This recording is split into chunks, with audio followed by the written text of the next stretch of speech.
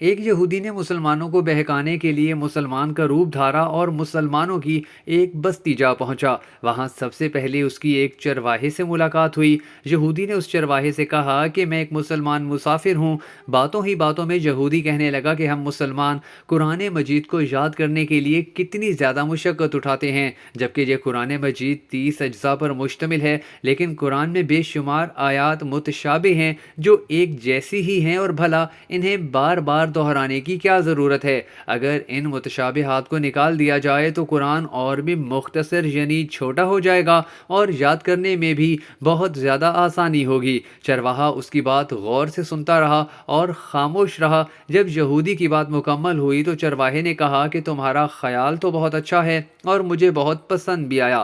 یہودی دل ہی دل میں خوش ہوا کہ یہ چرواہا میرے جال میں پھنس گیا۔ پھر اچانک چرواہے نے کہا کہ میرا ایک سوال ہے، کیا تم مجھے اس کا جواب دو گے؟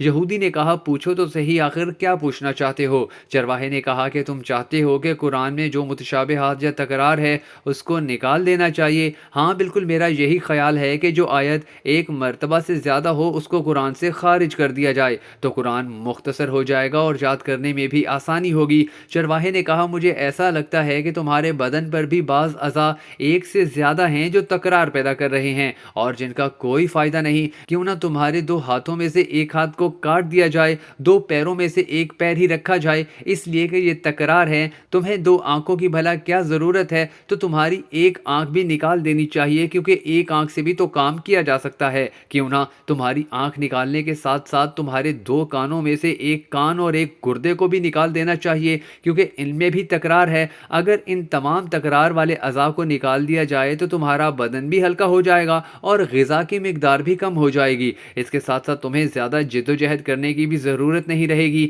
تو کیا خیال ہے تمہارا؟ یہودی اپنا سیاہ منہ لے کر فوراً اٹھ کھڑا ہوا اور اپنی راہ لی۔ اس کے بعد وہ زندگی بھر یہی سوچتا رہا کہ جب مسلمانوں کے چرواہے کی یہ فکر ہے تو ان کے علماء کے افکار بھلا کیسے ہوں گے، اور آخر وہ دین کتنا سچا ہوگا کہ جس کو میں نے اپنی تمام کوششوں کے بعد بھی آج تک جھوٹا ثابت کرنے میں کامیابی حاصل نہیں کی ہے۔ کہا جاتا ہے کہ اس کے بعد وہ یہودی مسلمان ہو گیا اور اللہ کی راہ میں ہی اس دنیا سے اٹھا۔ ہم سب کو اللہ تعالیٰ سے دعا کرنی چاہیے کہ اللہ ہمیں بھی اسلام کی تعلیمات کو سمجھنے، کھوجنے اور بہترین نتائج نکالنے کی توفیق عطا فرمائے۔